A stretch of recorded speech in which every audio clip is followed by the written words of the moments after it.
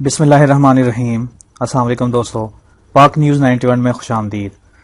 دوستو چینل کو سبسکرائب کرے اور بیل آئیکن کو ضرور دبائے تاکہ ہر ویڈیو آپ کو وقت پہ ملے۔ دوستو جیسے آپ لوگوں کو پتہ ہے کہ سعودی عرب کی دارالحکومت ریاض میں 3 روزہ سرمایہ کاری کانفرنس میں عمران خان نے حصہ لیا، اور وہاں پہ جو انہوں نے کانفرنس کی ہے اس حساب سے ان سے جو کویسچن پوچھے گئے اور انہوں نے کیا جوابات دیے ہیں اس کا کمپلیٹ اس میں سے جو انہوں نے جو پوائنٹس اور جو سوالات کے جوابات دیے ہیں وہ میں آپ لوگوں کے ساتھ شیئر کر رہا ہوں۔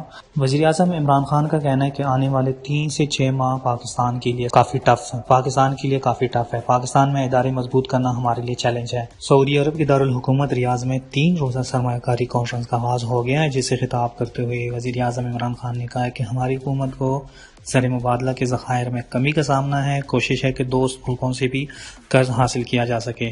انہوں نے کہا کہ منی لانڈرنگ بیشتر ترقی پذیر ملکوں کا بڑا مسئلہ ہے، جس کے خاتمے کے لیے اقدامات کر رہے ہیں۔ قرضوں کی ادائیگی کے لیے مزید قرضوں کی ضرورت ہے۔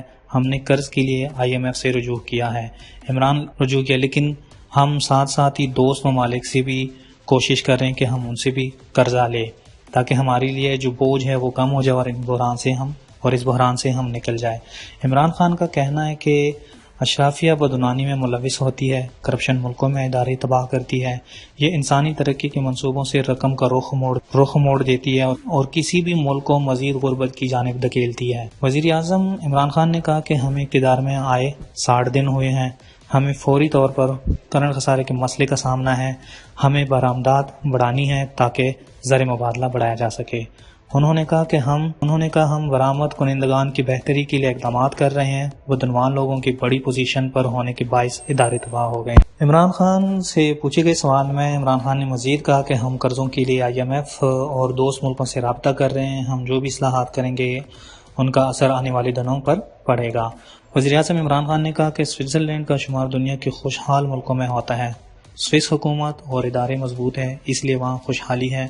ہماری جماعت اور حکومت کا مرکزی ایجنڈا کرپشن پر قابو پانا ہے۔ وزیر اعظم نے کہا کہ کوشش ہے کہ کاروبار کے مواقع پیدا کیا جائے۔ چین نے چند برسوں کے دوران کرپشن کے خلاف بڑے اقدامات کیے ہیں، جس کی وجہ سے چین آج کل ٹاپ پہ جا رہا ہے اور ان کی ترقی ہوتی جا رہی ہے، اور انشاءاللہ ہم اس کرپشن کو ختم کریں گے تاکہ پاکستان کے حالات بھی بہتر ہو جائیں۔ انہوں نے مزید کہا کہ CPEC پاکستان کے لیے بڑے مواقع لے کر آیا ہے۔ اس منصوبے کے باعث ہم گوادر کے بندرگاہ کو فعال بنانے میں کامیاب ہو سکے۔ CPEC کی بدولت پاکستان میں کئی اکنامک زون بن رہے ہیں، اس سے پاکستان کی اسٹریٹجک اہمیت میں اضافہ ہوا۔ وزیر اعظم عمران خان کا کہنا ہے کہ ہم ٹیکسوں کے نظام میں اصلاحات لا رہے ہیں۔ پاکستان کے معدنیات، گیس اور سیاحت کے شعبے میں بہت مواقع ہیں۔ پاکستان میں مختلف مذاہب کے مراکز بھی سیاحوں کی توجہ کا مرکز ہے۔ وزیر اعظم عمران خان نے کہا کہ ہم اپنے سیکیورٹی اداروں، انٹیلیجنس اداروں کا شکریہ ادا کرتے ہیں کہ ان کی وجہ سے دہشت گردی پر قابو پانا ممکن ہو سکا۔ افغانستان میں امن و استحکام سے پاکستان اور خطہ مستحکم ہوگا۔ وزیر اعظم عمران خان نے کہا کہ پاکستان میں اس وقت سرمایہ کاری کے لیے سازگار ماحول ہے۔ غیر ملکی سرمایہ کاروں سے کہتا ہوں کہ وہ پاکستان میں کاروبار کریں۔ ان کا کہنا ہے کہ بدقسمتی سے پاکستان میں انفارمیشن ٹیکنالوجی کے شعبے پر توجہ نہیں دی گئی۔ ہماری حکومت اب IT سیکٹر پر توجہ دے رہی ہے۔ وزیر اعظم کا کہنا ہے کہ پاکستان میں سرمایہ کاروں کو سہولت دینے کے لیے اقدامات کیے جا رہے ہیں۔ کوشش ہے کہ سرمایہ کاروں کو ون ونڈوز آپریشن کی سہولت ملے۔ امید ہے کہ سرمایہ کاروں کو جلد ہی ایسی سہولتیں دستیاب ہوں گی۔ انہوں نے بتایا کہ سعودی سرمایہ کاروں سے پاکستان میں آئل ریفائنری کے حوالے سے بات ہوئی ہے۔ ہماری حکومت کی سب سے پہلی ترجیح خواتین کو علم کی روشنی دے کر خود مختار بنانا ہے۔ افسوس سے کہنا پڑتا ہے کہ پاکستان میں بیشتر خواتین کو شریعت کے مطابق وراثت میں حق نہیں دیا جاتا۔ ہر ضلع میں 100 نئے تعلیمی ادارے بنائیں گے جن میں 70 لڑکیوں کے لیے ہوں گے۔ عمران خان نے مزید کہا کہ پاکستان کو 9/11 کے بعد دہشت گردی کے خلاف جنگ کا سامنا رہا۔ اس جنگ سے ہماری قبائلی علاقے تباہ ہوئے، معیشت کو نقصان پہنچا۔ مالی خسارے اور کرنٹ اکاؤنٹ خسارے کی ایک وجہ دہشت گردی بھی ہے۔ وزیر اعظم کا مزید کہنا ہے کہ اس وقت پاکستان کو بھارت اور افغانستان کی جانب سے مسائل کا سامنا ہے۔ بدقسمتی سے بھارت میں الیکشن کے دوران پاکستان مخالف مہم زور پکڑ گئی ہے۔